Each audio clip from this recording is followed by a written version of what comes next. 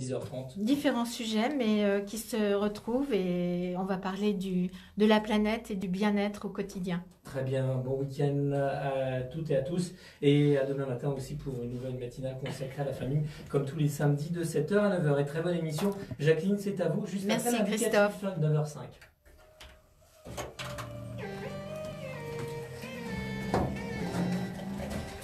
Au suivant.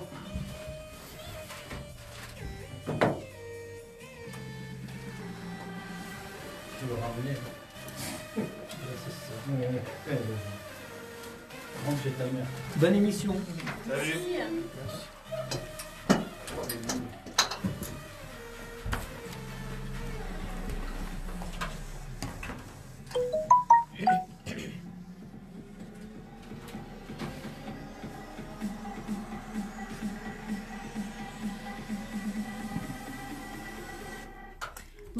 Bonjour à toutes, bonjour à tous. Jacqueline Vorat sur Radio IDFM pour ce nouveau bar de l'économie.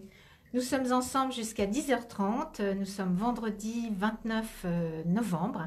Et comme chaque matin, vous pouvez nous suivre en direct, en vidéo live sur Facebook, page Bar de l'économie ou en web radio sur idfm98.fr. Aujourd'hui encore plusieurs thèmes. Nous parlerons de yoga sans dégâts, de masques anti-pollution 100% made in France et nous nous questionnerons sur le sens de la croissance à marche forcée. Trois sujets qui vont certes se croiser, mais avec un point commun, trouver une forme d'équilibre au quotidien. Et alors, pour ces trois thèmes, j'ai le plaisir d'accueillir Maude Massioni. Bonjour Maude. Bonjour. Maude, vous êtes la créatrice de votre entreprise qui s'appelle Maude Massioni et qui permet de retrouver l'équilibre de son corps grâce aux méthodes dont vous êtes devenue la spécialiste. Mathieu Lécuyer, bonjour Mathieu. Bonjour. Mathieu, vous êtes le fondateur et dirigeant de Air Pur SAS. Alors Air Pur s'écrit R, la lettre R-Pur, P-U-R. Une entreprise qui propose des masques anti-pollution les plus efficaces au monde, capables de filtrer les particules ultra fines. Et à vos côtés, ma troisième invitée, Juliette Duquesne. Bonjour Juliette. Bonjour. Donc Juliette, vous êtes journaliste indépendante, spécialisée dans des thématiques économiques et environnementales. Et ce matin, nous parlerons du dernier ouvrage que vous avez coécrit avec Pierre Rabhi, Vivre mieux sans croissance. On verra que c'est un vrai îlot de résistance à l'heure du Black Friday. Donc bienvenue à tous les trois. Mais en attendant, et pour commencer, nos infos du jour, présentées par Quentin. Bonjour Quentin. Bonjour. Alors, première info. La police de Hong Kong réclame l'interdiction d'un parti politique qui milite pour l'indépendance. C'est la première mesure du genre depuis que l'ancienne colonie britannique a cédé à la Chine. En 1997, Hong Kong possédait des libertés inconnues sur le continent chinois, mais beaucoup craignent qu'elle ne soit menacée par la Chine du président Xi Jinping, car le Parti national de Hong Kong réclame le divorce avec Pékin. Le mouvement indépendantiste de Hong Kong est né sur les cendres de l'immense mouvement initié par la démocratie de 2014, ce parti qui a réclamé des réformes politiques. Deuxième info. Tiffany, le plus grand joaillier américain, est tombé dans l'escarcelle du géant français de luxe LVMH pour 16 milliards de dollars. C'est une icône de l'Amérique à l'histoire incroyable. Selon le mot de Bernard Arnault, président de LVMH, l'épopée de la marque à la boîte bleue a commencé en 1837 lorsque Charles Lewis Tiffany ouvre un magasin d'articles de fantaisie sur Broadway à Manhattan où l'on peut trouver papeterie, mouchoirs et boîtes à gants. La plus grande acquisition de marques de luxe de Bernard Arnault vient ainsi s'ajouter au portefeuille de marques prestigieuses de l'entreprise qui comprend Louis Vuitton et Sephora.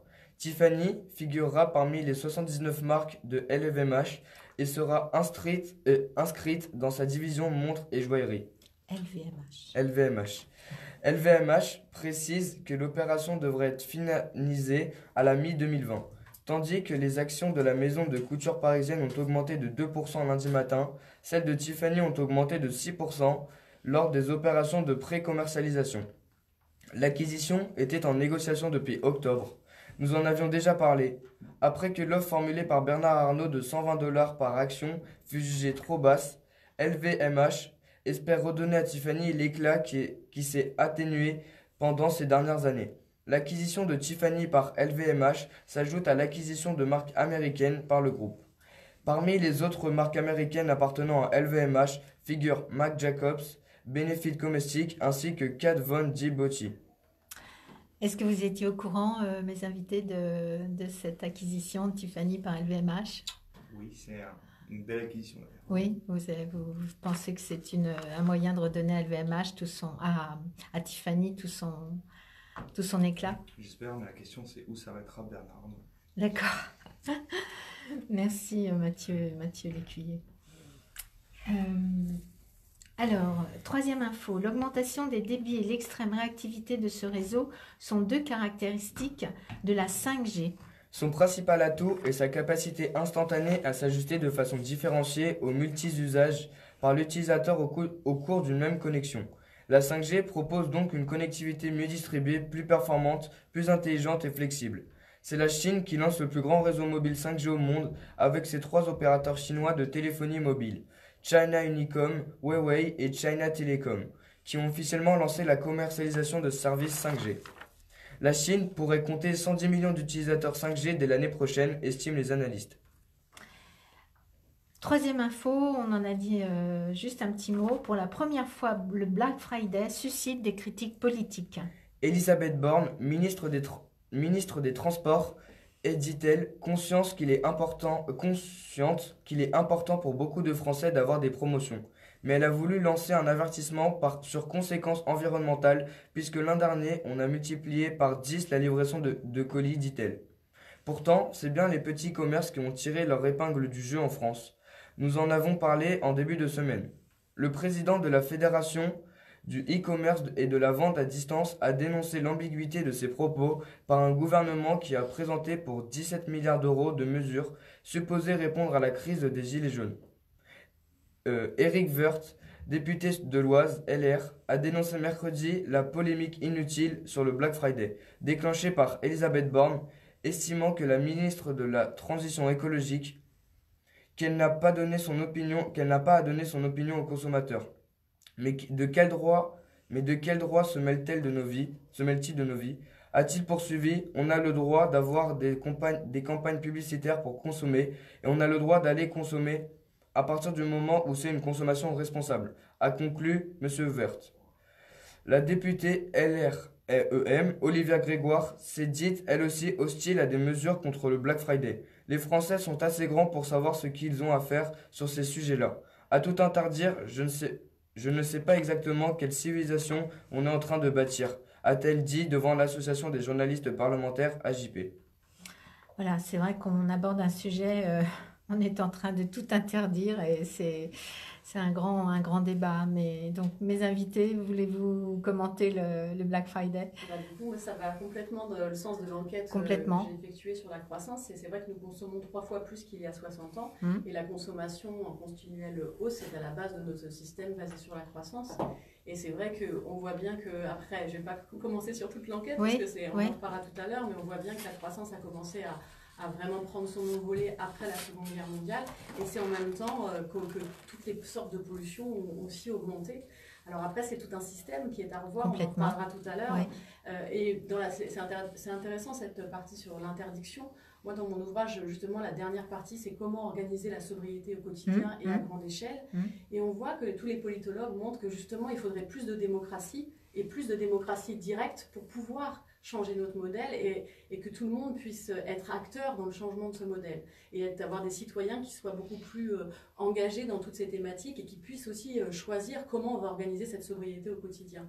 Mais c'est vrai que il y a 75% des variétés de semences qui ont disparu, la quasi-totalité des cours d'eau et des nappes phréatiques en France sont polluées par les pesticides et les nitrates, on utilise toujours plus de métaux, toujours plus de matière et on sait pas faire de la croissance sans polluer, sans consommer plus d'énergie et plus de matières premières. Il y a plusieurs économistes que j'ai interrogés et ingénieurs sur ce point dans l'ouvrage qui nous expliquent qu'il y a un lien très fort entre consommation d'énergie et augmentation de la croissance. C'est clair.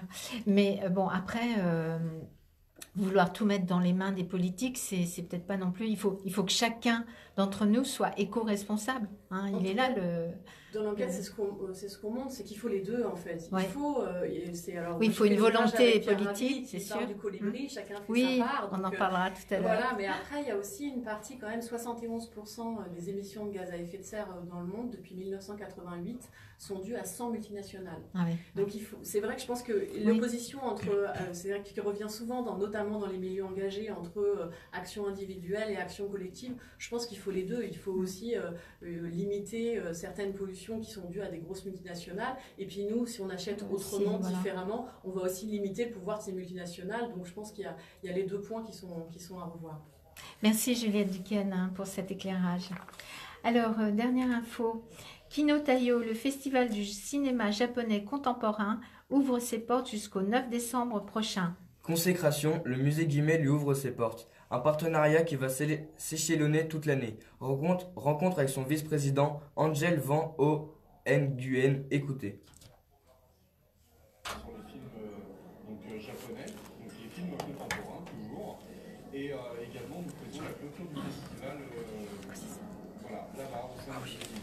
Angel Nguyen, vous êtes vice-présidente de l'association Kino Taio. Combien il y a de films cette année sélectionnés en France? Alors cette année, nous avons 11 films de sélectionnés, en sélection officielle, qui vont obtenir un prix, selon s'ils ne gagnent ou pas. Donc, et nous avons également 3 séances spéciales, donc des films hors compétition que nous présentons dans le cadre du festival. Donc en fait, il y a à peu près 200 films qui vous ont été proposés et vous en avez sélectionné que 11. Effectivement, on a un comité de sélection donc d'environ 15 personnes qui regardent tous les ans à peu près 200 films pour choisir les meilleurs de l'année passée. Donc c'est un festival de films contemporains, donc on prend des films qui ont maximum 18 mois d'existence ou alors qui sont tout à fait inédits. Il y a 4 catégories, vous allez récompenser les films dans 4 catégories, quelles sont-elles? Cette année, nous avons donc 4 catégories. Nous avons la catégorie Soleil d'Or, qui est le prix du public, qui pour moi est la plus importante, car en fait c'est l'audience qui décide du prix. Et d'ailleurs, je tiens à rappeler que Kino Taio veut dire Kino Taio en japonais, signifie Soleil d'Or. Et donc c'est le prix du public, il faut voter. Donc on attend que les spectateurs viennent et votent pour les films. On a également le prix idem de la meilleure image qui va récompenser la meilleure photographie, ainsi que le prix du jury. Donc nous avons aussi un jury spécial pour la presse. Et également cette année, nous avons le prix MMC de la meilleure bande originale, donc, qui est un prix qui va récompenser la meilleure bande originale de film. C'est une grande première. Et cette année, on a des films d'exception, je pense, notamment au niveau des bandes originales, donc c'était tout à fait approprié. Donc c'est un festival qui a débuté le 26 novembre, donc cette semaine, et qui se termine le 9 décembre. Ça veut dire que tous les week-ends, on peut voir des films, presque tous les 3 soirs, le vendredi, le samedi et le dimanche, c'est ça? Alors presque, en fait, c'est tous les jours. Tous les jours, vous pouvez voir des films à la Maison de la Culture du Japon. Et quand elle est fermée, au Club de l'Étoile. Il faut souligner aussi que nous avons la présence de 8 réalisateurs et producteurs de films qui viennent également pour présenter leurs films. Donc notamment sur le week-end du 6 et 7. 5, 6 et 7. Et puis vous allez avoir aussi une programmation en Val d'Oise, si je vais compris. Et tout à fait, nous avons notamment une date le 5 décembre, donc c'est le film Talking the Pictures qui sera diffusé à Aéroville, à Roissy. Est-ce qu'on peut dévoiler un petit peu les thèmes des films qui vont être représentés cette année? Pour l'ouverture, donc on avait Tenzo, donc c'est le film de Tomita qui est le film qui a été sélectionné à Cannes cette année. Donc c'est une sorte de film documentaire avec un point de vue très particulier sur le monde monastique au Japon. Après nous avons donc Talking the Pictures, qui est un film qui traite du benshi. Donc le benshi, c'est un genre de cinéma japonais à l'époque du cinéma muet où il y avait des conteurs et qui racontait l'histoire du film en même temps que le film était diffusé. Et c'est un film à ce sujet-là. D'ailleurs, j'en profite pour dire qu'à l'occasion de la clôture, nous aurons un véritable film de benshi avec un BHI français, Cyril Copini, qui viendra avec tout son orchestre pour nous présenter le film Une page folle de 1926.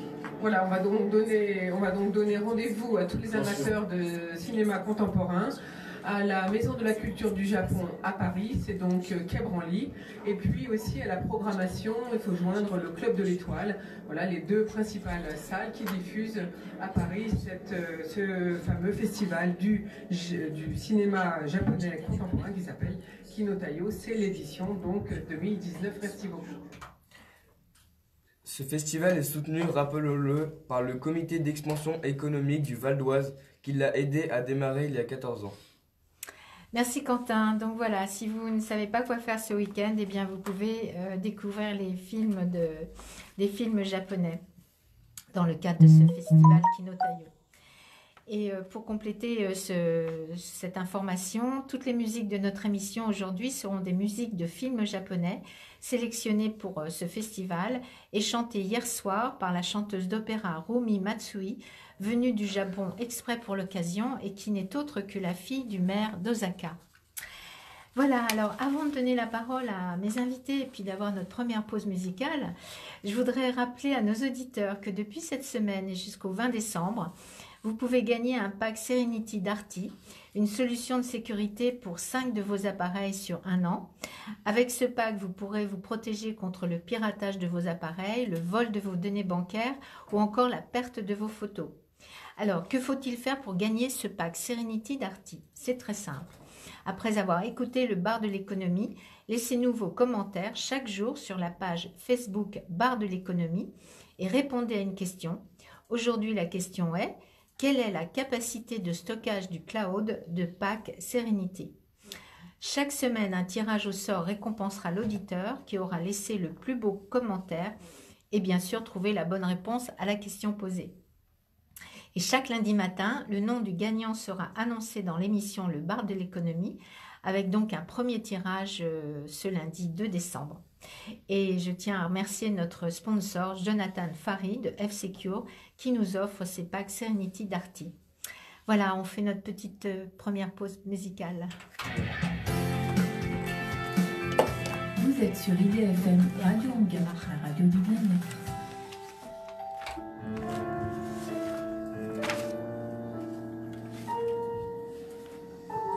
Je crois pas qu'on va la mettre entièrement, hein, celle-là. Non, tu fais pas... Non, parce que déjà... En plus, Philippe, tu vois, il est déjà 22, ouais, donc 1 minute, c'est bon. Hein. Voilà. C'est bon. Je suis d'accord. 2 secondes. La fille du maire. C'est bien, ça fait une sérénité. Oui.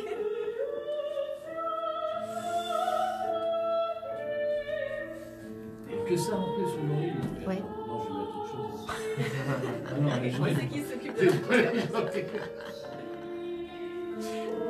C'est l'obsidienne, j'aime bien les pierres qui sont là.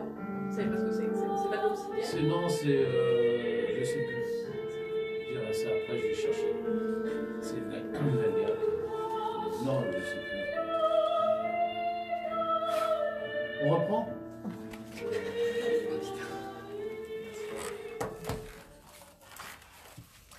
Radio IDFM, le bar de l'économie. Ce matin, je reçois Maude Massioni, créatrice de son entreprise dédiée au sport santé et bien-être.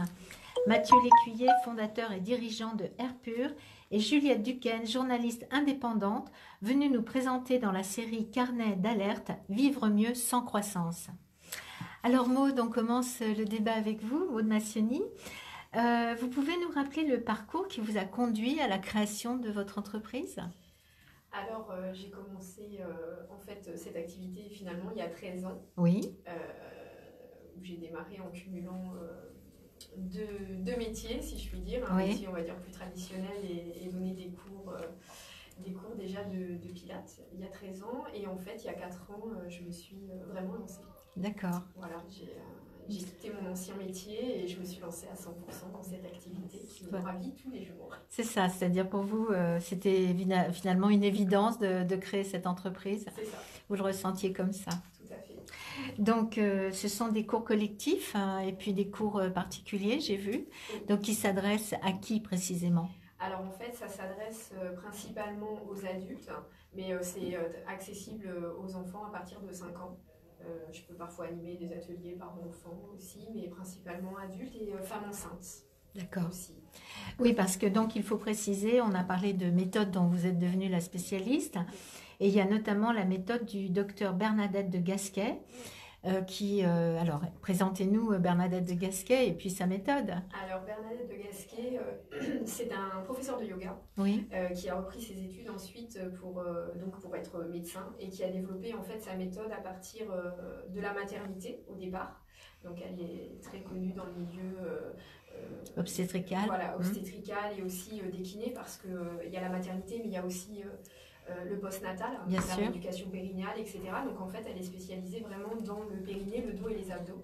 Et c'est la première formation que j'ai faite chez elle, il y a maintenant 13 ans.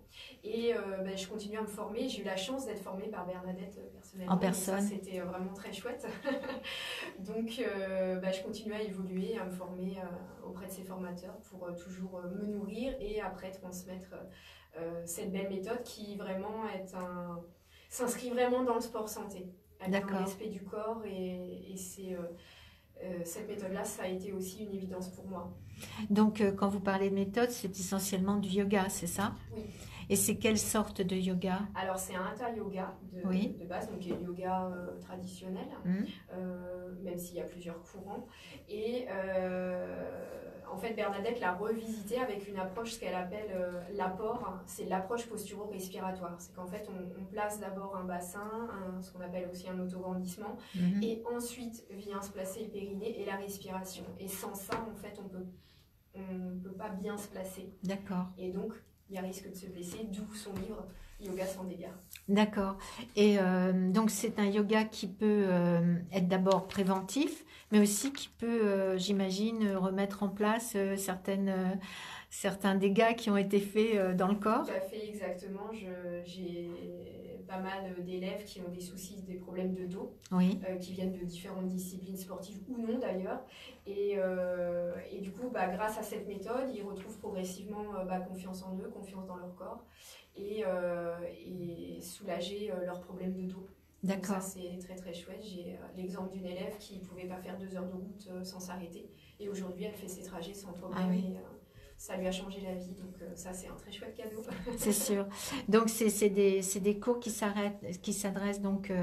Est-ce que vous donnez des cours de yoga aussi aux personnes qui sont enceintes, puisque ça concerne la maternité? Voilà, tout à fait. Donc l'année dernière, je me suis formée au yoga pré-postnatal par le biais d'une sage-femme à l'Institut de Bernadette de Gasquet. Et donc, du coup, depuis la rentrée de septembre, j'ai ouvert des cours sur Hermont en partenariat avec un cabinet de kiné. D'accord. Où j'accueille justement des futures mamans pour leur apporter du bien-être, du confort dans leur maternité. Et bien sûr, je reprécise tout de même que je ne remplace pas les sages-femmes qui préparent à l'accouchement, ça vient en plus. Oui, c'est ça, vous leur apportez un bien-être pour si elles ont mal au dos, enfin voilà, c'est du confort les et problèmes. Ça leur permet aussi de bien vivre à la fois leur maternité et le témoignage de mes dernières mamans d'avoir un accouchement facilité. D'accord. Alors, pour donner ces cours, vous avez dû trouver un local. Comment avez-vous financé votre projet ? Alors, je travaille en partenariat avec des mairies, des municipalités, notamment la mairie Taverny et de Saint-Leu, où là, ce sont des prêts de salle à titre gracieux. Et après, je loue un local sur Taverny, qui est la principale salle où j'enseigne les cours. Très bien. Merci Maud, on reviendra, parce que j'aurai d'autres questions à vous poser, on reviendra plus en détail sur là où vous donnez vos cours. Alors maintenant, je m'adresse à Mathieu Lécuyer. Donc vous, Mathieu, vous avez en 2016, vous avez conçu le masque anti-pollution capable de filtrer des particules ultra fines. Et ce projet, c'est dans le cadre d'une start-up qui s'appelle Airpur. Et ce projet de start-up et de masque, en fait, est parti d'une rencontre avec Flavien à Séoul, c'est ça? Exactement. Alors, pour commencer, ça a démarré par une histoire d'amitié entre Flavien Hello, qui est mon associé, et moi-même. On s'est rencontrés à l'autre bout du monde, en Corée du Sud, à Séoul, pendant nos études. Et lorsqu'on est rentré à Paris, on était tous les deux à travailler à Paris, on était en vélo, en scooter, on allait tous les deux au travail à la Défense, et puis c'est à ce moment-là, malheureusement, on est tous les deux tombés malades à cause de cette pollution de l'air. Ah oui, carrément. Et suite à ça, il a fallu qu'on se creuse la tête, qu'on trouve des solutions, qu'on comprenne déjà d'où venaient ces maladies, d'où venaient ces problèmes respiratoires qui étaient nouveaux pour nous, surtout pour moi, par rapport au fait que je n'avais jamais été malade de ma vie. C'était une double première. Et par rapport à ça, on a travaillé avec des laboratoires pour développer le premier masque anti-pollution permettant de filtrer toutes les particules fines et surtout adapté à l'air et l'environnement urbain. D'accord, donc c'est pas l'air de Séoul qui vous a rendu malade finalement, parce qu'on pourrait penser qu'en Asie... Exactement, bizarrement, c'est pas l'air asiatique qui nous a directement impacté, c'est l'air parisien. Pourquoi? Il y a des différences. On peut avoir une vision de la Chine avec cette grosse fumée autour des bâtiments, on se dit « ah mais c'est extrêmement pollué ». Au contraire, la fumée vous montre que les particules sont très épaisses et donc extrêmement visibles à l'œil nu. Or, en France, on a des pollutions qui sont aux particules très fines. Qui sont pernicieuses. Exactement, donc qui sont beaucoup moins visuelles, mais tout aussi dangereuses que les particules qui sont plus grosses. Très bien. Et donc, alors ça vous a amené à réfléchir, parce que vous avez su que vous étiez malade à cause de la pollution de l'air. Exactement, on est allé voir des spécialistes, des professionnels, des docteurs, qui sont toujours des personnes qu'on consulte et avec qui on travaille au quotidien. Et ces personnes-là, d'après leurs analyses, ont évalué le fait que l'impact de la pollution de l'air sur notre organisme avait développé ces maladies-là. D'accord. Pour beaucoup de personnes aujourd'hui, en France, il faut savoir que c'est la première cause de mortalité devant la cigarette et l'alcool. Et ça, il y a 10 ans, personne n'en parlait. Ce qui est complètement hallucinant et c'est ce qui nous a poussé à nous lancer avec Flavien Hello il y a 3 ans quand on a appris et qu'on s'est rendu compte de ces datas. C'est ça, donc vous avez découvert déjà qu'il y avait un rapport de l'Agence nationale de sécurité sanitaire de l'alimentation qui s'appelle ANSE et qui dénonçait l'inefficacité des masques anti-pollution. Exactement. Et je voudrais, pour compléter votre information, dire que la pollution fait 8,8 millions de morts dans le monde, donc 48 000 en France, et que la France est le 3e pays le plus pollué en Europe, pardon. Malheureusement, c'est le cas. Et c'est pour ça qu'aujourd'hui, il y a des solutions en amont pour faire en sorte que les polluants soient moins nombreux dans nos villes. Et surtout, aujourd'hui, c'est une urgence d'État et une urgence pour la population qui est dans ces villes extrêmement exposée. C'est pour ça que nous, on a commencé à développer cette solution d'urgence pour les personnes qui sont par exemple en vélo, pour les personnes qui sont aux abords des routes ou de nos environnements qui sont extrêmement pollués et pour lesquels ils n'avaient aucune solution. C'est ça. Donc ces chiffres démontrent que bien sûr on meurt moins de pollution que de tabac et d'alcool, mais on meurt plus que d'accidents de la route. C'est aussi une information qui est dingue, c'est 10 fois plus que les victimes des accidents de la route. C'est une métaphore qui est intéressante à voir, c'est il y a quelques années, les personnes qui sont en moto ne portaient pas de casque par rapport au fait que tout simplement c'était pas si cool que ça et qu'on pensait qu'on n'en avait pas besoin. Malheureusement, aujourd'hui, tout le monde, et heureusement, tout le monde porte des casques aujourd'hui et c'est devenu obligatoire par rapport aux chutes. La pollution de l'air, c'est quelque chose qu'on commence à interpréter aux yeux des médias qu'il y a 5 ans. Et je pense que dans des environnements aussi pollués avec des voitures diesel, avec des industries qui polluent et qui sont très nocives, et il faudra s'en protéger pour de plus en plus. Des problèmes de santé. De plus en plus, oui. Alors, il vous a fallu quand même plusieurs années de mise au point pour créer ce masque. Je pose la même question qu'à Maud. Au départ, comment avez-vous financé ces recherches ?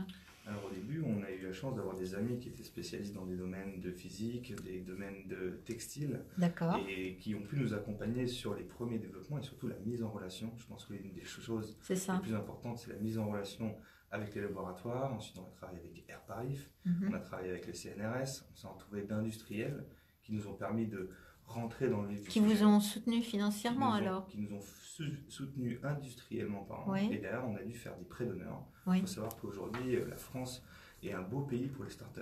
Et elle finance beaucoup de projets innovants. Elle finance l'innovation avec des montants de 20 000 € pour les jeunes sociétés pour qu'ils puissent se lancer et établir un diagnostic surtout pour un produit complètement nouveau. Oui, alors donc vous avez d'ailleurs gagné des concours qui, je pense, viennent aussi apporter des financements, non, j'imagine? Exactement. On a remporté le Grand Prix d'innovation de la ville de Paris l'année dernière. On est allé 2 fois au CES de Las Vegas. On a d'ailleurs remporté un prix. Le CES de Las Vegas, c'est l'un des plus grands salons d'innovation au monde, où beaucoup de nationalités s'y retrouvent. Et ce qui est sympa, c'est de voir que la France est la 2e nationalité représentée à ce salon. D'accord, d'accord. Et vous avez fait des levées de fonds également? On a fait une levée de fonds au tout début, ce qui s'appelle une Friend and Family, c'est-à-dire les amis de la famille qui participent au début. Beaucoup des connaissances, on appelle ça des business angels, qui commencent à mettre un petit billet pour nous permettre de monter la marche et d'avoir des subventions, et surtout de la banque aussi qui nous a suivis dans cette aventure. Alors, vous nous avez apporté des modèles de masques. Hein. Je pense que si vous pouvez les montrer à la vidéo, on les verra bien mieux. Parce qu'il existait sur le marché d'autres masques, hein, puisqu'on a vu que l'Agence nationale de sécurité trouvait qu'ils n'étaient pas efficaces. Est-ce que vous êtes en train de remplacer tous ces masques qui existent? C'est vrai qu'il existait ces masques. Il en existait une 50aine. Et lorsque nous, on a essayé de se protéger, tout simplement, on a essayé d'acheter ces masques sur le marché. On en a acheté une 50aine dans le monde entier. Et malheureusement, les choses qu'on avait identifiées, c'était qu'ils n'étaient absolument pas efficaces, qu'ils n'étaient pas confortables du tout, et malheureusement, pas très jolis et pas très éthiques. C'est pour ça qu'on a redéveloppé des produits qui sont entièrement faits en France, par des usines partenaires. Elles sont d'ailleurs assemblées, conditionnées en Ile-de-France par des ESAT, c'est des centres de réinsertion sociale et de personnel handicapé. Et derrière, on a développé cette technologie pour l'efficacité, qui est la nanofiltration, qui est la seule filtration au monde adaptée à la pollution de l'air et adaptée pour les particules très fines. Et derrière, un confort d'utilisation qui est utilisable en vélo, en moto et même en effort. D'où un modèle qu'on a sorti dernièrement qui s'appelle le Nano Light, qui est un modèle adapté parfaitement à l'usage du vélo et du vélo électrique. Oui, on y reviendra tout à l'heure. Donc, bien sûr, ce masque aujourd'hui est breveté. On a dû passer par la case brevetation. C'est une évidence pour quand on fait de l'innovation. Et donc, on a eu la chance d'être accompagné par un cabinet qui finalise tout ça et qui met en ordre tous ces brevets. À l'international, ce qui malheureusement coûte très cher pour une jeune entreprise. C'est sûr, mais en même temps, je pense que vous avez des retours très positifs et vous avez des ventes quand même qui sont importantes. Exact. Aujourd'hui, on vend dans plus de 35 pays différents. On a énormément de demandes de l'international par rapport à une technologie qui n'existait nulle part dans le monde, qui est française et qui fait plaisir en même temps. Et par rapport à ça, on a eu énormément de demandes aussi par rapport aux professionnels qui souhaitaient s'équiper de nos solutions, qui sont aujourd'hui disponibles dans des environnements tels que l'aéroportuaire, tels que l'armée, tels que les pompiers, et même les personnes qui travaillent dans des environnements confinés, dans des garages par exemple, par rapport à la pollution qu'ils respirent au quotidien. Et alors, donc vous parlez de l'international, et je pense que vous devez vendre pas mal de masques justement en Asie, parce qu'ils sont tous en scooter. L'Asie est un gros focus pour nous sur les prochaines années. C'est d'ailleurs le virage 2020 qu'on est en train de prendre. On s'implante en Asie avec notre technologie, plus des évolutions, et l'arrivée d'un tout nouveau modèle dédié parfaitement à l'usage. Très bien. Merci Mathieu. On reviendra sur la création du nouveau masque pour le vélo. On fait une toute petite pause musicale avant de donner la parole à Juliette.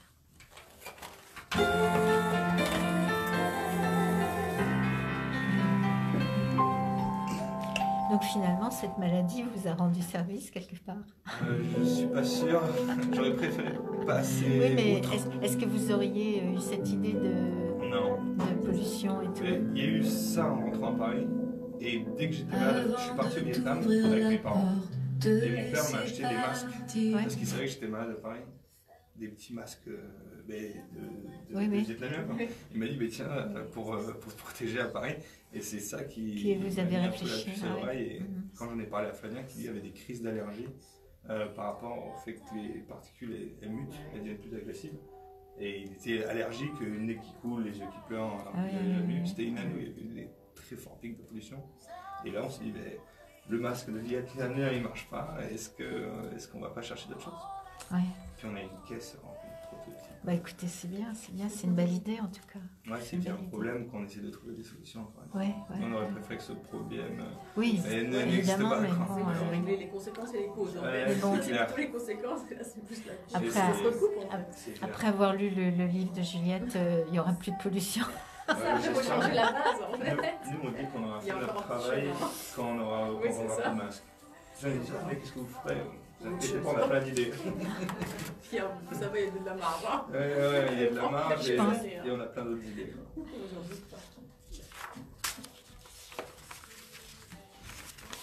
Il a été publié quand? Il y a 15 jours. En fait, c'est une collection, on en a fait 5. En fait, on a fait sur la fin dans le monde, les semences, sur les excès de la finance, sur l'eau, et ça, c'est le dernier. Orienté économique quand même. Ah bah, celui-là, il y a oui, celui-là beaucoup, bien et sûr. les excès de la finance, beaucoup. Ouais. Moi, je suis journaliste économique. Ah d'accord, bien sûr, bien spécialisé. C'est un peu le socle de tout aujourd'hui. Hein. C'est triste de voir. Il y a des bonnes choses, mais il y a surtout des pratiques un peu extrêmes. Moi, ça me met des fois. Des solutions à chaque fois. Parce que ça me plombe, il faut les gens. Tout dans la finance. Ça recrée des spéculations de spéculation. C'était celui-ci, le troisième que j'ai fait. On avait fait beaucoup de sujets là-dessus. Les excès de la finance. Ouais, qui a fait le courant. Je demande de savoir qui est le monsieur qui tire les manettes. Il y en a plusieurs. Il n'y en a jamais eu. Mais moi, j'ai appris dans mes enquêtes et même en travaillant dans la plus grande chaîne en France que c'est jamais. Il y a toujours plusieurs. Un conglomérat de gens cachés, on ne sait pas où. Moi, je crois pas ça. C'est important de côtoyer un peu des gens de pouvoir. C'est souvent plus compliqué. Ces gens se ressemblent en fait. C'est surtout ça. Bien sûr. L'action, c'est où va la richesse? Ah bah non, oui, dans la finance, on le c'est des gens, mais c'est des gens qui arrivent à tirer profit des opérations qu'ils font. Ah bah oui, bien sûr. C'est l'extrêmement riche. Et qui gardent et qui continuent. Ah bah oui, c'est sans fin. Les questions que je me dis, mais jusqu'à où? Où est-ce qu'ils savent? Dans cet ouvrage-là, on a pris les excès de la finance ou l'art de la prédation légalisée. C'est vraiment ça. C'est le beau moment. C'est ce que tu fais avec le milliard, tu vas pas au paradis. Ouais, c'est sûr. C'est ce que ça, c'est vraiment la pierre qui dit ça. Et à chaque fois, ils disent, parce qu'on est de plus en plus. On y retourne.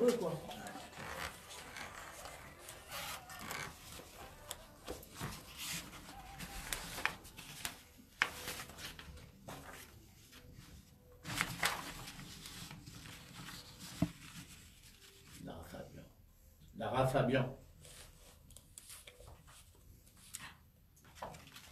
Vous aurez reconnu Lara Fabian. Radio IDFM, le bar de l'économie. Ce matin, je suis toujours en compagnie de Maude Massioni, créatrice de son entreprise dédiée au sport, santé et bien-être. Mathieu Lécuyer, fondateur et dirigeant de Air Pur. Et Juliette Duquesne, journaliste indépendante, venue nous présenter dans la série Carnet d'alerte, Vivre mieux sans croissance. Alors Juliette, merci d'être parmi nous ce matin. Merci d'avoir invité. Vous êtes donc venue nous présenter votre dernier ouvrage, coécrit avec Pierre Rabhi, Vivre mieux sans croissance, édité par les presses du Châtelet. Et c'est un ouvrage qui vient enrichir la collection donc, des carnets d'alerte que vous avez eu l'idée de réaliser précisément avec Pierre Rabhi. Alors peut-être pouvez-vous nous présenter Pierre Rabhi, Juliette? Alors, Pierre Rabhi, c'est un agroécologiste français, philosophe, paysan, qui a en fait, dès les années 60, mis en place des techniques de l'agroécologie, qu'il a appliquées sur sa ferme en Ardèche et qu'il a surtout aussi développé en Afrique, dans des lieux où il y avait des personnes qui n'arrivaient pas à survivre bien. Et donc, il a mis tout en place des techniques d'agroécologie et il est à l'origine de plusieurs structures comme les colibris, Terre et Humanisme, et on entend souvent la fable du colibri, que chacun doit faire sa part. Absolument. L'idée de créer cette collection où lui, il apporte plus le côté poétique, analytique, en fait, le côté aussi philosophe et concret, parce qu'il a agi un peu partout dans le monde, et notamment en France. Et moi, j'apporte plus l'enquête journalistique où j'interroge à peu près une 60aine de personnes par ouvrage. Donc, c'est un long travail pendant 1 an. Et j'interroge un peu tous les acteurs clés d'un sujet. Pas forcément, d'ailleurs, c'est du journalisme engagé, mais j'interroge pas forcément que des personnes qui sont d'accord avec, par exemple, là, pour le coup, la sobriété ou vivre mieux sans croissance.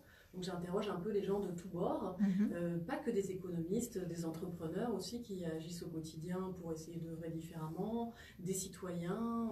C'est ça, vous lancez dans une véritable enquête et vous interrogez donc des acteurs de la société civile, des chercheurs, des politiques, pour avoir finalement une vision la plus objective du sujet, c'est ça ? Oui, après on ne cache pas le côté engagé, mais j'essaye vraiment de distinguer l'opinion du fait, et surtout je fais un travail de journaliste qu'on a un peu oublié, c'est celui de la synthèse. Parfois on a un peu aujourd'hui le côté où de la polémique. On balance des infos comme ça. Oui, de faire la synthèse de la société civile, de tout ce que peut penser la société civile, et de refaire aussi le travail de revenir toujours à la source. Et moi, j'ai souvent des surprises, parce que souvent le même chiffre est repris, parce que j'ai travaillé dans les grands médias, donc je sais ce que c'est, on espionne, on n'a pas forcément le temps de vérifier l'information. Et quand on revient à la source du chiffre, mais quand je dis la source, c'est vraiment revenir à l'étude. Des fois, c'est une étude américaine, d'appeler le chercheur, de vérifier avec lui qu'on a bien compris les chiffres. Parfois, j'ai quelques surprises et ça change du coup l'information. Et dans le livre, chaque chiffre est sourcé avec le nom de l'étude. Et quand j'ai des doutes, je recoupe en fait. C'est ça le travail de journaliste. Donc je recoupe les sources. Alors j'ai conscience, on va en reparler, que ce sujet-là peut un peu perturber parce que tout notre système est basé sur la croissance. Mais c'est justement un peu le cœur de notre système qu'il faut peut-être revoir. Absolument. Mais ce que vous dites est très vrai sur les sources à vérifier, parce que quand on est soi-même spécialiste d'un sujet et qu'on entend des informations, on se rend compte que c'est complètement dénaturé finalement.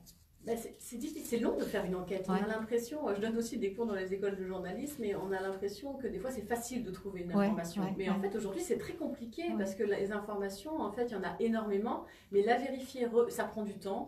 Revenir à sa source, revérifier un chiffre, le recouper, comprendre par rapport à quoi c'est quand on parle de l'augmentation de telles données. Donc il y a tout un travail Et en France, on a quand même un réseau de chercheurs très important, et ils font des études magnifiques qui ne sont pas forcément mis en avant, et c'est aussi l'objectif de cette collection, de mettre en avant des chercheurs, des citoyens engagés, etc., qui font des travaux qui nous permettent de prendre un peu de recul sur notre modèle et de voir comment on pourrait le faire évoluer. Et moi, je suis surprise à chaque fois de trouver des pépites, un peu, on en parlait avec certaines données, qui nous éclairent et qui nous permettent de prendre du recul.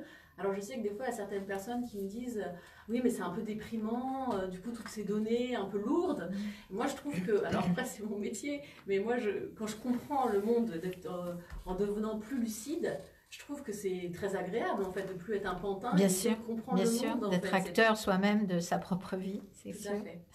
Alors donc, vous écrivez, vous faites vos enquêtes, vous écrivez des articles, et puis Pierre Rabhi en prend connaissance, et lui, il apporte un autre aspect à ses articles. C'est comme ça que vous travaillez? En fait, on décide des thématiques ensemble. Donc là, on en a fait 5, un sur la faim dans le monde, un sur les semences, un sur les excès de la finance, un sur l'eau et le dernier sur la croissance. Donc on décide ensemble. Lui, il fait le début et la fin des ouvrages. Je l'interroge à la fin sur tous les chiffres et les données qu'on a trouvées pendant l'enquête.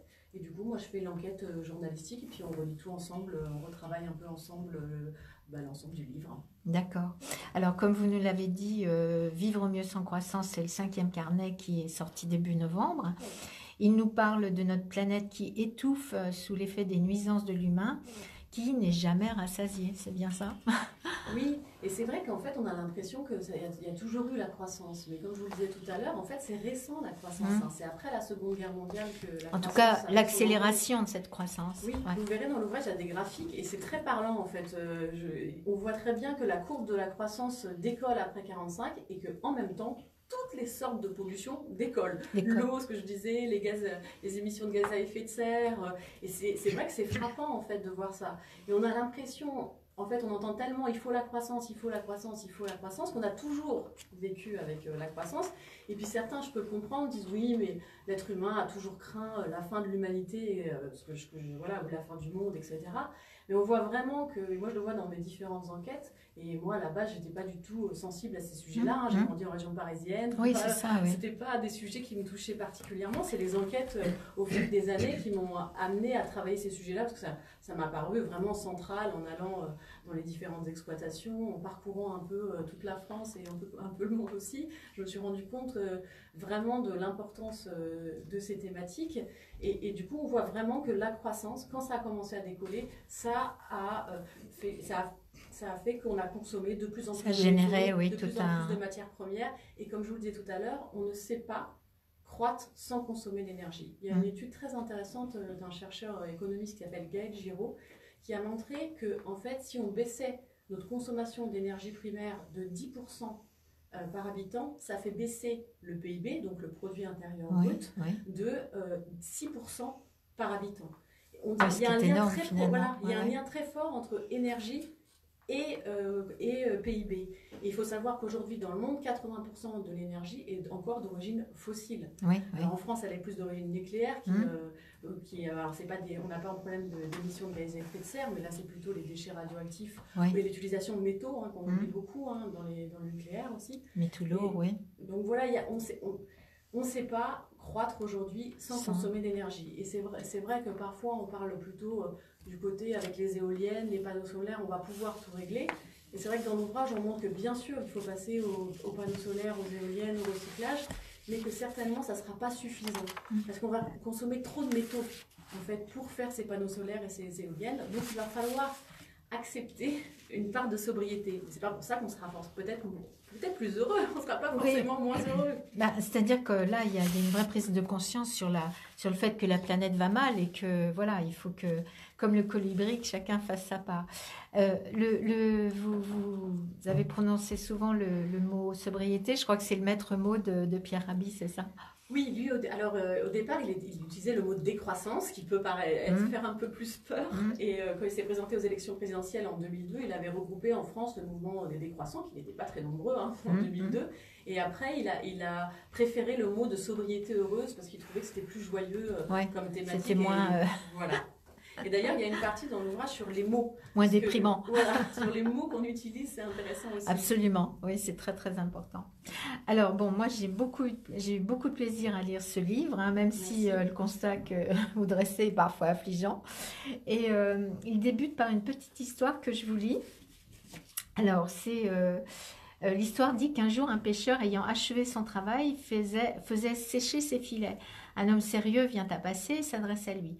« Monsieur, cette barque amarrée vous appartient-elle » ? « Oui, répond le pêcheur. »« Mais elle est petite, s'étonne le promeneur. Vous pourriez en avoir une plus grande. »« Et après ?» demande le pêcheur. « Vous pêcheriez plus de poissons et vous achèteriez une plus grande barque. »« Et après ?» ?»« Ensuite, vous pourriez acheter un petit bateau et vous embaucheriez des pêcheurs. »« Et après ?»« Après, vous pourrez enfin vous reposer. »« Eh bien, c'est ce que je suis en train de faire, dit le pêcheur. » Donc je trouve que voilà, c'est très parlant. Bien, Juliette, on va détailler le livre plus avant dans quelques minutes. Là, je vais redonner la parole à Maude Massioni. Donc Maude qui avait une entreprise qui est spécialisée pour le sport santé et le bien-être.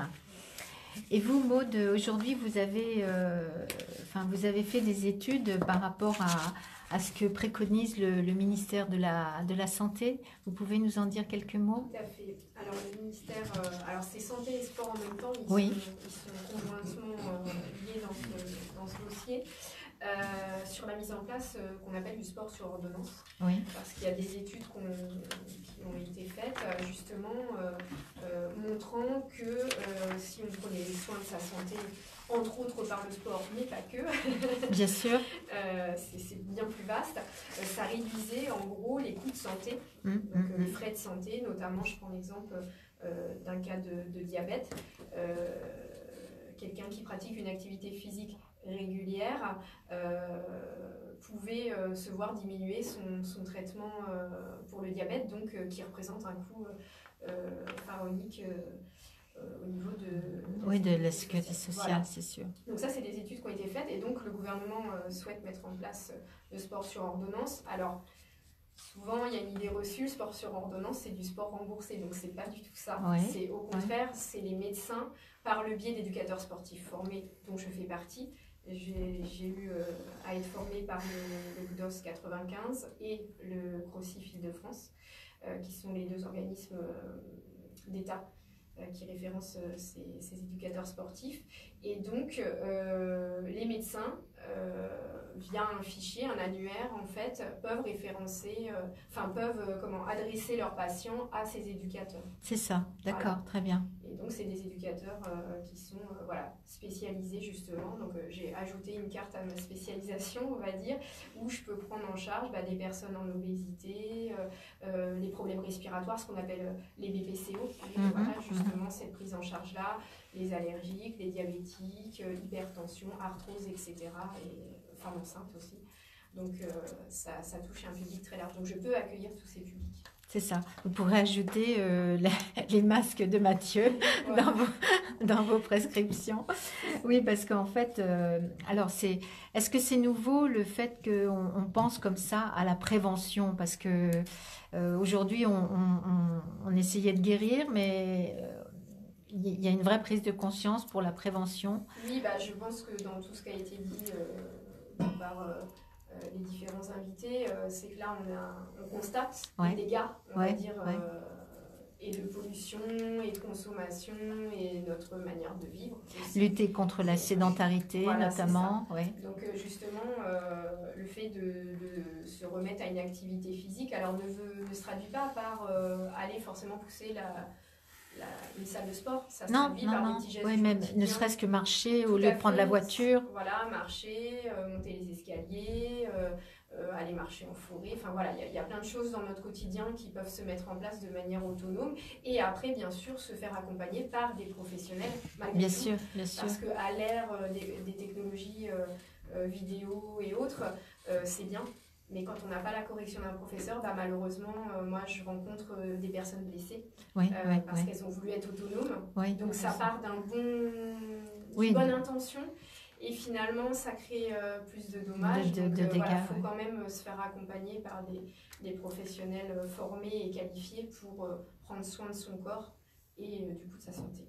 Très bien.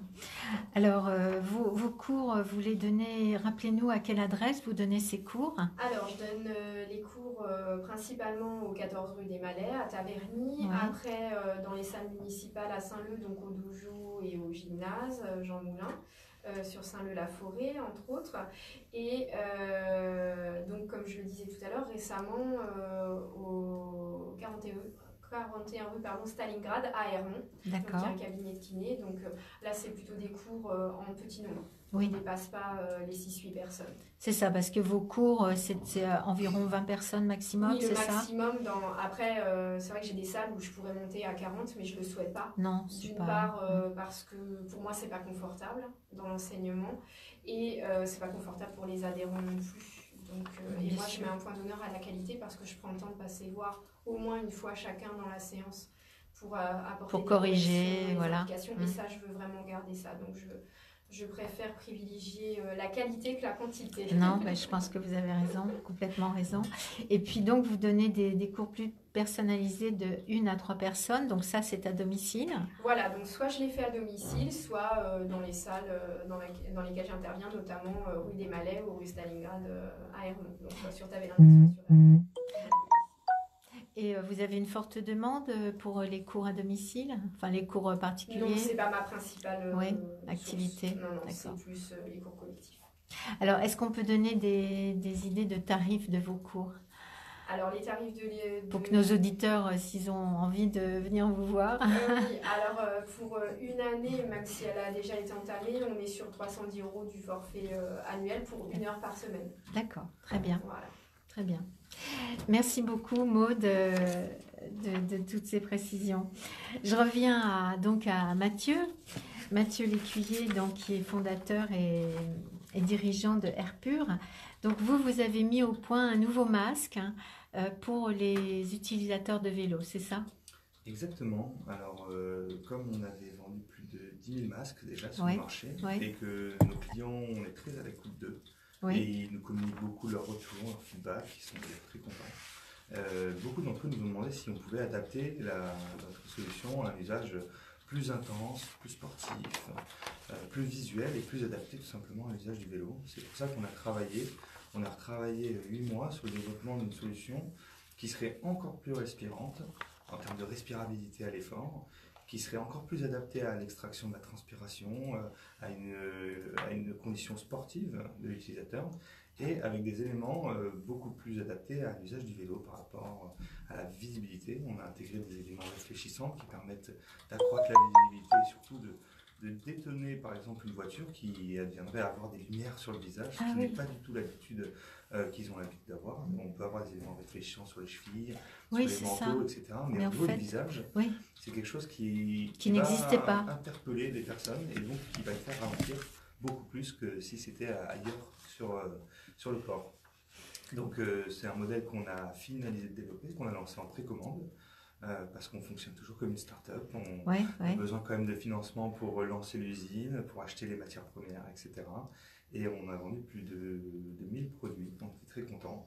Et d'ailleurs, on commence à livrer les premières personnes cette semaine qui attendaient depuis avec impatience 6 mois leur masque. Alors comment avez-vous, comment ont-ils eu connaissance de ce nouveau masque, ces personnes? Alors aujourd'hui, je pense que beaucoup de personnes nous connaissent via le bouche-à-oreille. C'est un produit qui est relativement nouveau. On n'entend pas trop parler de masque anti-pollution. Enfin, on a entendu parler un peu dans les médias parce qu'on parle de pollution de manière générale. On en parle tous les jours. C'est quelque chose qui est au cœur des préoccupations, je pense, d'une partie des urbains et des Français en ce moment. Et les personnes cherchent en effet des solutions pour se protéger. Et pour la plupart des personnes qui achètent nos produits, ils sont directement transformés par rapport à ce qu'ils pouvaient utiliser auparavant. Il faut savoir que les produits qui existaient avant sur le marché, on partait très très loin. C'était des produits qui étaient développés et faits dans les années 90, 90 presque mon âge. Et qui n'avaient presque pas évolué, quoi, finalement. Absolument pas évolué. C'est un bout de néoprène avec un filtre à café à l'intérieur. C'est clairement ça. Et donc le confort, je vous laisse imaginer, avec une grosse bague en fer qui serre le nez et qui nous fait parler bizarrement. Qui empêchait de respirer, probablement. Qui empêchait de respirer et surtout qui faisait suffoquer par rapport au fait que l'air ne sortait pas et donc on respirait son propre air. C'est quand même complètement dingue de voir des produits comme ça sur le marché. Donc dès lors qu'ils essaient une solution, par rapport au fait qu'on a retravaillé la dynamique des fluides, la respirabilité, la valve d'extraction d'air qui va vers le bas, le fait de ne pas créer de buée, il y a beaucoup d'atouts par rapport à ce qui existait aujourd'hui sur le marché. Ils sont très franchement conquis et donc comme ce sont des communautés et on parle à des gens qui sont des cyclistes, je comprends. des personnes qui sont des motards, des scooteristes, des gens en trottinette, des wheelers, vous voyez l'espèce de grosses monoroues, c'est des personnes qui parlent beaucoup de leurs équipements et donc qui en parlent à leurs amis en bien et ce qui fait augmenter tout simplement le nombre de clients chez Arpur et on est très content qu'ils soient parfaitement satisfaits. Oui, parce que en fait, vous apportez en plus vraiment vous apportez un plus à cette... un gain de santé, tout simplement.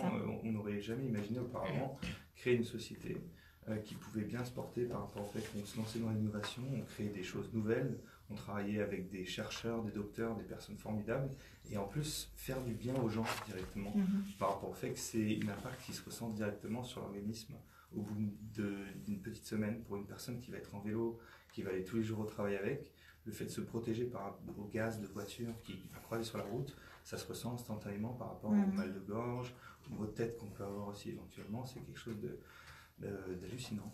Je pense qu'on ne s'en rend pas assez compte comme ça, mais j'invite les gens à éventuellement l'essayer par rapport au fait que tous les retours sont gratuits chez moi. Alors, on rejoint complètement ce que nous disait Maud sur le fait de se mettre au sport et tout ça, et que l'engagement du ministère de la Santé pour que les gens se protègent mieux, en fait, c'est ça. Exactement, mais c'est vrai qu'à Paris, aux abords de Paris, c'est assez difficile de sortir et d'aller faire une pratique de sport extérieur par rapport au fait que l'environnement est complètement pollué. On a aujourd'hui 15% de nos clients qui sont des sportifs, qui courent avec nos produits par rapport au fait que malheureusement ils n'ont pas le choix. Ils vont courir du côté de la porte d'Italie ou dans le nord de Paris. Et malheureusement, on passe par une porte de périph'. Et c'est là où lorsqu'on est en effort, nos alvéoles pulmonaires sont les plus sensibles. Et c'est là où on fait considérablement des dégâts. Il faut savoir qu'il y a un article, il me semble, du Monde dernièrement qui est sorti, d'études qui prouvaient que le fait de ne pas faire de sport à Paris était meilleur pour notre santé que de faire. Je pense que toutes les personnes qui ne font pas de sport sont bien jouées. Je ne recommande pas aux gens de ne pas faire de sport. Non, mais c'est évident dans des conditions... mais s'entretenir dans les bonnes conditions à l'extérieur de Paris ou dans des endroits qui sont moins pollués ou sinon faire en sorte de se protéger pour éviter de s'abîmer les poumons et la santé. Très bien. Alors, encore une question, Mathieu, combien coûte un masque ? Alors aujourd'hui, on est sur un produit qui est à 149 €, qui est un produit qui est entièrement fait en France, de très bonne qualité. Et pour le masque moto, je vais l'appeler le masque nano, et le masque vélo, qui est le masque light, la gamme qu'on vient de sortir dernièrement, est entre 119 et 129 euros. Qui est toujours fabriqué en France, toujours avec un savoir-faire et une qualité de finition parfaite et conditionnée, mais à l'aide de nos partenaires qui sont des personnes en voie de réinsertion. Alors, ce masque a une durée de vie de combien? Alors, le masque est garanti à vie. À vie, d'accord, c'est important. Le textile qu'il y a autour est garanti à vie par rapport au fait que c'est les meilleurs matériaux qu'on ait pu trouver. Et par contre, derrière, vous avez le changement de la cartouche. Et la cartouche, elle, coûte 29 €. Elle va se changer entre 5 et 12 semaines. D'accord. Ce qui est en fonction de l'utilisation que vous en avez. Et pour ça, il y a une application mobile ou un questionnaire. Oui. En fonction de où vous vous déplacez, on arrive à déterminer le taux d'usure de votre filtre. D'accord. Ce qui permet d'aider les utilisateurs qui ne savent jamais quand est-ce qu'il faut remplacer le filtre. C'est ça. On en dira un mot un petit peu tout à l'heure. Pour trouver ce masque, c'est uniquement sur Internet? Alors, on peut aller sur airpure.com, qui est notre site. Tapez airpure.com ou masque anti-pollution sur les réseaux de recherche. On arrive très rapidement à le trouver. Et derrière, sinon, c'est dans les magasins de mobilité. On peut se rendre à Paris, autour des régions, dans les magasins de mobilité. Merci Mathieu. On fait une petite pause musicale, mais d'1 minute, Philippe, avant de redonner la parole à Juliette. C'est qu'1 minute. En fait, ça passe trop vite, 7h30. Je trouve. Déjà, on a un peu de temps, on va les dire. Oui, mais bon...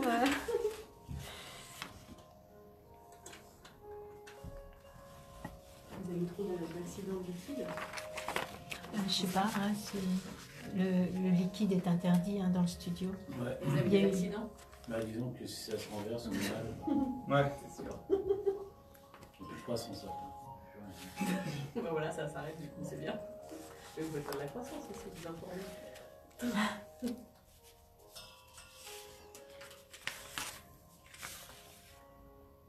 C'est déjà Noël. Ouais, c'est ça. C'est dans un mois en fait. Ouais, même pas. Ça va trop vite. Ouais, ça c'est il y a toujours 6 spins dans ce monde-là. C'est clair. Et c'est quand le prochain carnet d'adresse sur là, le fait de prendre le temps pour ça? Le prochain, normalement, c'est l'intelligence artificielle, tout ça. Mais j'en ai fait 5 en 2017, là. J'ai un petit peu de fatigue, là. Je vais y aller, mais je vais m'y remettre. Parce que là, c'est le lancement, de toute façon, ça va se bouger un peu. Oui, normalement, je commence tout de suite. Dès qu'il y en a un qui est lancé, je reprends. Enfin, même, j'aurais dû commencer le prochain, mais là. Tu prends des vacances un peu? Pas des vacances, mais je vais m'y mettre. Ouais, non, mais il faut prendre des ateliers dans les lycées, tout ça aussi, c'est intéressant. Prendre le temps de se poser un peu. D'ailleurs, c'est souvent le problème. Dans l'enquête, pour faire de l'autoproduction, pour s'engager en citoyen, etc., il faut avoir du temps. Le problème, c'est qu'on a ouais, clairement. Là, on court après le temps. Ouais. Ça joue. On y retourne, Philippe? C'est quand même gagné pas mal de temps. Je sais pas. C'est très intéressant de le savoir. Je suis pas sûre, moi. Je suis pas sûre. Radio IDFM, le bar de l'économie. Je suis toujours en compagnie de mes 3 invités.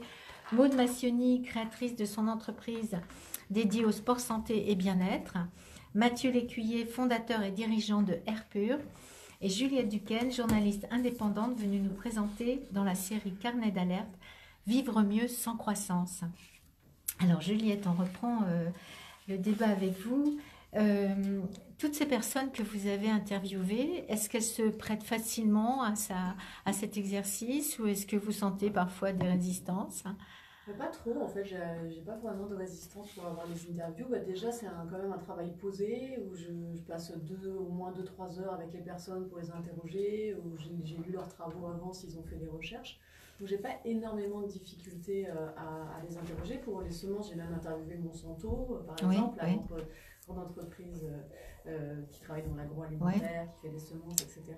J'ai interviewé aussi Veolia et Suez, par exemple, pour l'eau. Alors, pour ce sujet-là, il est vrai que comme Pierre Rabhi est assez marqué décroissance et sobriété heureuse, au début, j'ai un petit peu de difficulté à avoir des économistes qui soutenaient la croissance et la croissance verte. Mais j'ai quand même réussi à avoir des interviews. J'ai Philippe Aguillon, qui a été l'ancien conseiller d'Emmanuel Macron pendant la campagne présidentielle, qui lui défend la croissance verte et dit qu'on pourra trouver des solutions à travers les innovations technologiques, parce que je tiens vraiment à avoir les différents points de vue dans les ouvrages. D'accord, très bien. Alors, moi, je reprends, si on reprend je disais que on découvre tout au long de votre livre des vérités assez accablantes. Alors, notamment, page 9, vous écrivez que, à propos de la voiture, attendez, voilà. Donc, imaginez qu'on puisse se doter d'une voiture à vie, paraît possible, mais ce serait une catastrophe pour la croissance. Oui, c'est Pierre Rabhi qui met ça dans son introduction. C'est vrai que, alors c'est toute la problématique de l'obsolescence programmée. Oui, c'est ça, voilà. Alors on va en parler. Ouais. C'est-à-dire qu'on pourrait avoir des produits qui durent plus longtemps, mais dans ces cas-là, on va moins consommer. Et si on consomme moins, c'est une problématique pour avoir plus de croissance. Alors, je ne sais pas si les auditeurs connaissent ce terme d'obsolescence programmée. Expliquez-nous, oui. C'est toute cette obsolescence. Alors, elle peut être d'origine diverse, elle peut être d'origine technique. C'est-à-dire que, par exemple, on va mettre plein de vis sur un ordinateur et on va avoir du mal à le démonter pour le réparer. Ça peut être aussi... alors, il y a une association, d'ailleurs, qui lutte beaucoup contre ça, qui s'appelle Halte à l'obsolescence programmée, et qui a, d'ailleurs, porté plainte contre Epson et Apple, parce que Apple, en fait, avait mis en place une mise à jour sur les iPhones, et ça ralentissait le téléphone quand un nouveau iPhone sortait. Epson, de la même manière avec les cartouches d'encre, ça indiquait que la cartouche d'encre était vide, alors que la cartouche d'encre, il restait de l'encre dedans. Donc l'obsolescence programmée, c'est toutes ces formes d'obsolescence, et les femmes le savent plus, mais même ça touche des produits qui ne sont pas seulement techniques, les collants, qui filent beaucoup plus vite qu'avant. Dans plus de 70% des cas, c'est seulement 6 utilisations. Oui, c'est ça. Oui. C'est aussi parce que la maille est plus fine, et il y a même des produits chimiques qui sont mis sur les collants. Carrément. Et du coup, il y a une étude là-dessus que je cite dans l'ouvrage. Donc en fait, ça revêt plusieurs formes. Mais contrairement à ce qu'on croit, ce n'est pas cette obsolescence la plus importante. L'obsolescence la plus importante, c'est l'obsolescence esthétique.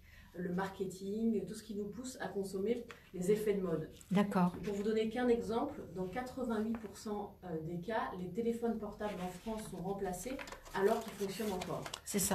En fait, il faut toujours plus consommer pour être dans la norme. Du coup, ça touche tout le monde. Ça touche les personnes les plus riches de la société et aussi les plus exclus qui veulent, c'est normal, faire partie de la norme. Et pour être dans la norme, il faut toujours plus consommer.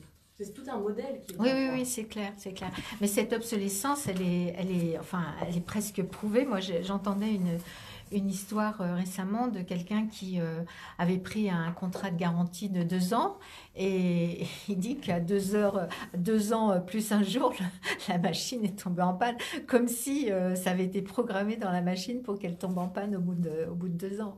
Oui, donc c'est une sorte de manipulation, finalement. C'est assez grave. Oui, c'est une sorte de manipulation. C'est pour ça d'ailleurs qu'il y a des associations, dont celle dont vous citez tout à l'heure, qui militent vraiment pour qu'il y ait des indices qui donnent plus d'informations aux consommateurs pour qu'ils puissent choisir. Alors, des fois, ça peut être plus cher. Ils ont d'ailleurs un site qui s'appelle Produits Durables, qui est assez intéressant, où on peut avoir des indications sur les produits avant de les acheter pour savoir combien de temps ils peuvent durer, pour mieux choisir. Parce que c'est vrai que des fois, le consommateur, il n'a pas forcément les informations pour savoir si le produit qu'il va acheter va durer, combien de temps il va durer, et puis si on peut le réparer aussi. C'est clair. Alors, on essaie de nous faire croire, et c'est ce que vous dénoncez dans votre livre, que la croissance est le seul moyen d'éradiquer le chômage et la dette. Donc c'est un peu un cercle vicieux, quoi, finalement. C'est le point, en fait, c'est tellement au cœur des théories économiques, on nous dit, de toute façon, si on n'a pas de croissance, on ne pourra pas, par exemple, lutter contre le chômage. Parce que, alors, je vais essayer d'être assez rapide, mais essayer quand même de détailler un peu ce point-là. En fait, la plupart des économistes nous disent qu'il faut de la croissance, parce que chaque année, il y a 0,8% de gain de productivité. Donc, gain de productivité, ça veut dire qu'il y a des pertes d'emploi. Et il y a 0,4% de la population active qui augmente. Donc, en fait, il faut chaque année 1,2% de croissance pour ne pas qu'il n'y ait pas d'emplois qui soient détruits. Et en fait, à travers l'enquête, on dit oui, la croissance peut créer des emplois, mais ce n'est pas forcé. Des fois, il y a des pays où il y a de la croissance et il n'y a pas de création d'emplois, notamment dans certains pays en Afrique. Ou par exemple, quand c'est les multinationales qui travaillent sur les matières premières, en fait, ça ne retombe pas sur la population. Donc là, il n'y a pas forcément création d'emplois locales, des créations d'emplois locaux. Et après, il y a tout un autre point qui montre qu'on peut créer des emplois sans forcément avoir de la croissance. Alors pour cela, il y a plusieurs conditions. Ouais. Il ne faut pas tout le temps chercher des gains de productivité. Et notamment dans les services, ça n'a pas forcément de sens, par exemple, d'aller plus vite pour s'occuper d'une personne âgée dans une maison de retraite. Oui, ça peut même paraître absurde. Oui, c'est vrai. Et il y a un autre point, par exemple, pour vous donner un exemple, si en France, on passait en agroécologie ou en agriculture biologique partout en France, cela a montré qu'il n'y aurait pas de gain de productivité, mais par contre, ça créerait 30% d'emplois supplémentaires. Alors, c'est sûr, ça ne serait pas les mêmes emplois qu'aujourd'hui, ce seraient des emplois dans les champs. Et moi, il y a un point qui m'a beaucoup surpris lorsque j'ai enquêté, donc ça, c'est un économiste qui s'appelle Michel Husson qui a mis ça en avant. Il montre que pendant les 30 Glorieuses, contrairement à ce qu'on croit, ce n'est pas la croissance qui a créé des emplois, mais c'est la baisse du nombre d'heures travaillées. Parce que, en fait, pendant les 30 Glorieuses, les gains de productivité ont été supérieurs à la croissance. J'espère que je ne perds pas les auditeurs. Mais en fait, comme les gains de productivité ont été supérieurs à la croissance, ce n'est pas la croissance qui a créé des emplois. C'est la baisse du nombre d'heures travaillées. Moi, j'avoue que j'étais surprise en lisant cette étude. Vous verrez dans l'ouvrage, c'est plus détaillé. Parce que j'étais persuadée que c'était la croissance qui avait créé des emplois pendant les 30 Glorieuses. Donc voilà, pour vous donner quelques exemples sur oui, c'est assez complexe. On comprend bien sûr. C'est complexe et en même temps, il y a une possibilité de faire autrement. Parce que comme vous dites, le constat peut paraître accablant. Mais moi, ce qui me rassure aussi quand je fais mes enquêtes, sinon je serais un peu déprimée, parce que je fais que ça, enquêter sur ces sujets-là, c'est qu'il y a des solutions. Et dans l'ouvrage, j'interviewe aussi beaucoup d'entrepreneurs, de gens de la société civile qui agissent tous les jours et qui agissent différemment et qui expérimentent cela depuis longtemps. Donc on peut faire autrement, sinon ça serait quand même complètement désespérant. Alors Juliette, on va parce que on va pas dire tout sur votre livre. L'important c'est que nos auditeurs l'achètent et le découvrent. Mais je voudrais qu'on parle de l'exemple du Bhoutan, puisque le Bhoutan c'est le pays du bonheur, je crois, et surtout c'est un exemple qui est salué par la communauté internationale. Et cependant, donc voilà, la communauté internationale met à l'honneur le système du Bhoutan, mais c'est pas pour ça que la communauté internationale suit l'exemple. Et ça revient à ce que nous avons parlé du Black Friday. Et donc la perception du Black Friday en France, c'est un événement commercial associé donc à la surconsommation, mais malgré tout apprécié par plus des 2/3 des consommateurs. Et c'est là où il y a vraiment un problème, c'est que je pense que chacun est conscient de ce problème de croissance, mais au fond, on ne fait pas sa part comme devrait faire comme le colibri. C'est vrai que la croissance est tellement au cœur du système. Il y a beaucoup plus d'économistes qui critiquent les excès de la finance que d'économistes qui critiquent la croissance, parce que c'est vraiment au cœur de toutes les théories économiques. En 50 ans, c'est devenu vraiment au cœur du système. Alors l'exemple du Bhoutan est intéressant parce que c'est un des seuls pays, voire le seul, qui a mis ça en place à l'échelle d'un État. Parce que souvent, il y a beaucoup d'endroits dans le monde où il y a des choses qui sont expérimentées, des initiatives, on en parle dans l'ouvrage, mais c'est souvent à l'échelle d'une ville, d'une région, d'un État, c'est assez rare. Alors c'est intéressant, le Bhoutan, c'est pas parfait, ça a été aussi beaucoup décrié à un moment donné, donc j'ai essayé de faire la part des choses dans l'ouvrage, vous le découvrez en lisant l'ouvrage, c'est pas parfait, mais c'est quand même intéressant, il y a vraiment une volonté de faire différemment. Par exemple, il y a 60% du territoire qui doit être couvert de forêt, donc ça c'est inscrit dans la Constitution. Ils ont un autre indicateur, donc l'indicateur du bonheur, qui n'est pas le produit intérieur brut, pour essayer d'avoir d'autres données pour orienter les politiques. Et par exemple, si un projet doit être mis en place, alors il y avait un projet comme ça de golf, mais ça allait consommer beaucoup trop d'eau, donc il n'a pas été autorisé. Donc il y a plein de choses comme ça qui sont mises en place, qui respectent plus l'environnement, la planète, l'environnement au Bhoutan. Après, il y a des choses qui sont pas non plus parfaites. Par exemple, ils importent énormément de leur nourriture, notamment d'Inde, et qui ne sont pas autonomes de façon alimentaire. Donc ça, c'est un point qui m'a surpris.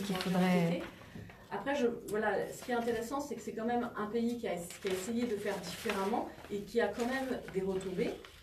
mais qui n'est pas parfait, mais qui a essayé de faire différemment. Oui, notamment au niveau du tourisme, c'est la première richesse, mais ils ont su le limiter pour pas avoir un tourisme de masse et détruire toutes les richesses de leur pays. Oui, ils ont réussi à limiter. En fait, c'est ça, ils sont pas partis dans le même système de développement, parce que dans l'ouvrage, on a aussi essayé de chercher comment on sort de la misère sans avoir comme boussole le produit intérieur brut. Parce que l'objectif, c'est pas d'être non plus de vivre mal, en fait. Non, bien sûr. C'est pas ce qu'on essaye de montrer. Donc, ce qui est intéressant avec le Bhoutan, c'est qu'ils essayent de faire différemment. Et c'est pas facile dans le monde dans lequel on est mondialisé d'essayer de choisir une autre voie. De modifier, oui, ses habitudes. Ouais. Et ce qui a été fait au Bhoutan n'est pas forcément exportable ailleurs, parce que là, c'est un pays bouddhiste, une tradition très différente. C'est sûr. Je pense que c'est pas forcément applicable ailleurs, mais par contre, c'est quand même intéressant. Après, le point, c'est que c'est devenu d'un roi, en fait, au départ. Maintenant, c'est une démocratie. Oui, c'est une monarchie parlementaire, en tout cas. Oui. Mais au départ, ça ne l'était pas quand ça a commencé à se mettre en place. Donc, au début, la société civile n'était pas forcément très développée. Aujourd'hui, il y a beaucoup plus d'associations qui agissent au quotidien. Mais par contre, l'entrepreneuriat privé, par exemple, assez peu développé. Donc voilà, mais c'est quand même intéressant, je trouve, dans la façon dont ils ont essayé de mettre en place. Et c'est intéressant aussi, c'est qu'il y a des mesures, notamment par rapport à ce qu'on disait tout à l'heure, il y a des mesures globales, comme je vous disais, 60% de la surface du pays doit être recouverte de forêt. La publicité est interdite. Donc, donc voilà. Même intéressant. Mais par contre, il y a aussi à l'échelle individuelle une conception différente, une volonté de faire différemment. Alors après, ils ont tous un peu peur parce qu'ils ont Internet, donc les jeunes sont partout, forcément. Certains en tout cas attirés par un autre modèle. Et aujourd'hui, il y a une partie d'exode rural, certains qui veulent partir des champs. C'est ça. Et ça, vous le verrez aussi dans l'ouvrage, la place de l'agriculture est très importante pour essayer de construire un autre modèle de développement et pas repartir dans le modèle occidental. Oui, comme dit Pierre Rabhi, c'est le respect de la terre, surtout. Alors, donc, vous l'aurez compris, il faut absolument lire ce livre, Vivre mieux sans croissance, édité par les Presses du Châtelet, son prix est de 15 €. Peut-être une idée de cadeau pour Noël, afin de sensibiliser chacun à faire sa part. Merci. Notre émission se termine. Alors, avant de nous quitter, je refais un petit rappel sur notre concours qui consiste à pouvoir gagner un pack Serenity Darty.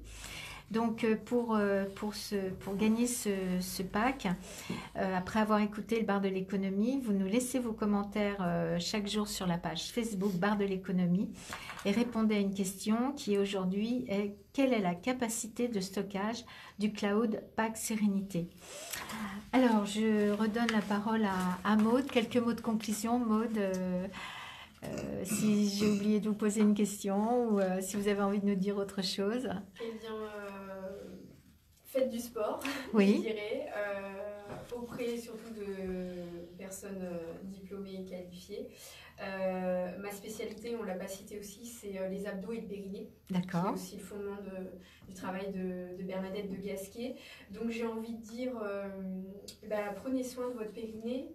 Les femmes en particulier, mais les hommes aussi. D'accord, ouais. Donc c'est très très important et c'est très souvent quelque chose qui est négligé, notamment dans les abdos. Et c'est là où aussi Bernadette a fait un best-seller qui s'appelle Abdos, arrêtez le massacre. D'accord. Justement, elle pose un état de fait sur ce qu'on appelle l'hyperpression abdominale, qui sont les abdos traditionnels. Et moi, ça fait 13 ans que je ne travaille plus avec ces abdos-là. Et les résultats, de toute façon, sont là sur mes adhérents et je le vois au quotidien, notamment pour les problèmes de dos et aussi de périnée, parce que c'est un grand sujet. Et donc, voilà, je voudrais sensibiliser les hommes et les femmes sur ce sujet-là. Donc, je les invite à me contacter via mon site internet. Rappelez-nous l'adresse. C'est maudemassioni.fr. Donc, Massioni, M-A-2-C-I-O-N-I. Ou sur ma page Facebook, on me retrouve aussi facilement. Voilà. Et bien. Donc, merci Maud. J'espère que vous aurez beaucoup de retours. Mathieu Lécuyer, donc vous, quelques mots de conclusion? Mais moi, j'ai été très heureux de partager ce moment-là avec vous aujourd'hui, d'apprendre plein de nouvelles choses. On a été très heureux de... Superbes deux compagnons, oui. Entrepreneurs aussi. Donc, moi, je rappelle juste que on est une jeune entreprise et qu'on fait notre maximum pour nos clients. Et qu'aujourd'hui, d'ailleurs, je voulais parler du Black Friday, on a décidé de ne pas le faire, nous. Aujourd'hui, on fait le Green Friday, qui est une initiative de beaucoup de sociétés, de plus en plus, françaises, c'est vrai. Qui, au lieu de vous faire une réduction pour vous permettre de rentrer dans ce système un peu capitaliste américain, on va profiter de ces pourcentages-là pour les délivrer directement à des associations caritatives. Ah oui, formidable. Auprès de plusieurs sociétés qui sont liées contre ce mouvement de Green Friday. Donc voilà, ça peut paraître bizarre pour certaines personnes et à l'encontre de ce système un peu capitaliste aujourd'hui, mais c'est vrai que la France est pionnière dans ces mouvements un peu révolutionnaires, mais qui doivent exister. Et qu'il faut rappeler constamment. Et aujourd'hui, on est heureux de s'y lier par rapport au fait qu'aujourd'hui, si vous achetez un produit air pur comme le nôtre, vous pouvez le garder à vie et vous n'aurez pas besoin de le changer tous les ans. Voilà. Et ça va complètement dans le sens de votre combat contre la pollution, en fait. Exactement. Merci Mathieu, merci pour cette précision avec le Green Friday. Juliette Duquesne, quelques mots de conclusion également? Oui, merci de m'avoir invitée. Et pour rebondir sur ce qui vient d'être dit, c'est vrai qu'il y a aussi toute une partie de démocratie économique. Donc l'entrepreneuriat aussi différente est importante. Et peut-être pour conclure, informez-vous pour justement agir après en fonction des informations que vous avez pu avoir, en lisant des enquêtes, en vous informant pour justement... ne pas être un pantin et agir, ne pas se laisser manipuler. Après, chacun peut avoir ses opinions, c'est des sujets qui font beaucoup débattre aujourd'hui dans les familles, autour des repas, entre amis. Informez-vous pour bien agir après au en connaissance. Très bien. Merci à tous les trois de nous avoir fait partager votre actualité. C'était un vrai plaisir de vous recevoir. Je vous souhaite le meilleur pour la poursuite de vos projets. Merci à nos auditeurs pour leur fidélité. Lundi matin, vous retrouverez Florence Sueur pour son bar de l'économie. Et moi, je vous retrouve mardi pour mon nouveau bar de l'économie. D'ici là, portez-vous bien et bon week-end. Alors, vous partez pas ?